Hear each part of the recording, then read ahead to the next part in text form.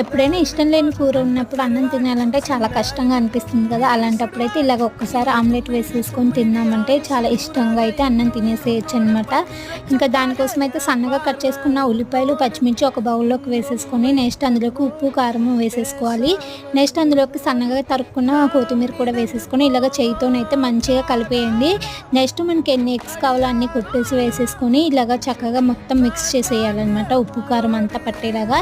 ఇంకా అంతలోపు స్టవ్ పైన ప్యాన్ పెట్టేసి కొంచెం ఆయిల్ వేసేసుకొని ఆయిల్ అంతా ప్యాన్కి స్ప్రెడ్ అయ్యేలాగా ఇలాగా కలిపేయండి. ఇంకా నెక్స్ట్ ఆయిల్ అంతా వేడైపోయింది కదా, ఇప్పుడైతే ఆమ్లెట్ అయితే వేసేసుకుందాము. ఆమ్లెట్ వేసేసేటప్పుడైతే హై ఫ్లేమ్లో పెట్టుకోండి, తర్వాత స్లో ఫ్లేమ్లో పెట్టుకొని మూత పెట్టేసి ఒక 5 మినిట్స్ అయితే ఉడికించేసిన తర్వాత ఇలాగ చక్కగా మగ్గిపోయింది ఆమ్లెట్.